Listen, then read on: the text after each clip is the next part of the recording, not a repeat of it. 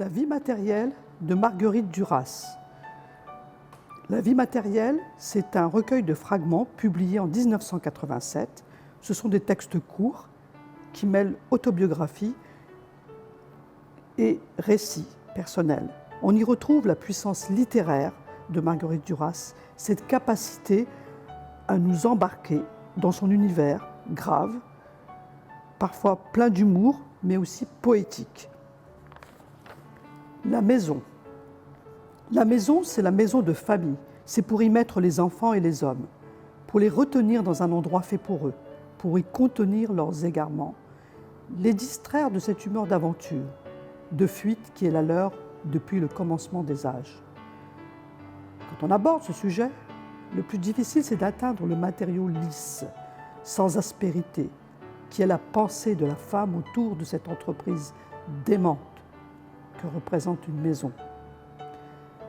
Celle de la recherche du point de ralliement commun aux enfants et aux hommes. Le lieu de l'utopie même, c'est la maison créée par la femme. Cette tentative à laquelle elle ne résiste pas, à savoir d'intéresser les siens, non pas au bonheur, mais à sa recherche, comme si l'intérêt même de l'entreprise tournait autour de cette recherche elle-même, qu'il ne fallait pas en rejeter résolument la proposition du moment, qu'elle était générale. La femme dit qu'il faut se méfier et à la fois comprendre cet intérêt singulier pour le bonheur. Elle croit que ça amènera les enfants à rechercher plus tard un état heureux dans la vie. C'est ce que veut la femme, la mère, amener son enfant à s'intéresser à la vie. La mère sait que l'intérêt au bonheur des autres est moins dangereux pour l'enfant que la croyance au bonheur pour soi. À Naufle, souvent, je faisais la cuisine au début de l'après-midi. Ça se produisait quand les gens n'étaient pas là, qu'ils étaient au travail ou en promenade aux étangs de Hollande, ou qu'ils dormaient dans les chambres. Alors j'avais à moi tout le rez-de-chaussée de la maison et le parc. C'était à ce moment-là de ma vie que je voyais clairement que je les aimais et que voulais leur bien. La sorte de silence qui suivait leur départ, je l'ai en mémoire. Rentrer dans ce silence, c'était comme rentrer dans la mer.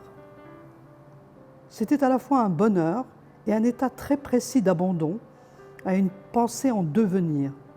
C'était une façon de penser ou de non-penser peut-être. Ce n'est pas loin. Et déjà d'écrire. Lentement, avec soin, pour que ça dure encore, je faisais la cuisine pour ces gens absents pendant ces après-midi-là. Je faisais une soupe pour qu'ils la trouvent prête au cas où ils auraient très faim. S'il n'y avait pas de soupe, il n'y avait rien du tout. S'il n'y avait pas une chose prête, c'est qu'il n'y avait rien. C'est qu'il n'y avait personne. Souvent, les provisions étaient là, achetées du matin. Alors il n'y avait plus qu'à éplucher les légumes, mettre la soupe à cuire et écrire. Rien d'autre.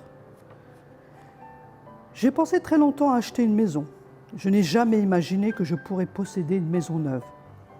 À Naufle, la maison, ça a d'abord été deux fermes bâties un peu avant la Révolution. Elle doit avoir un peu plus de 2 siècles. J'y ai souvent pensé. Elle avait été là en 1789, en 1870, à la croisée des forêts de Rambouillet et de Versailles. En 1958, elle m'appartenait. J'y ai pensé jusqu'à la douleur, certaines nuits. Je la voyais habitée par ces femmes.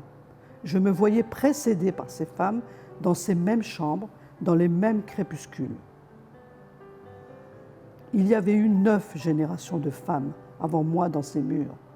Beaucoup de monde, là, autour des feux, des enfants, des valets, des gardiennes de vaches.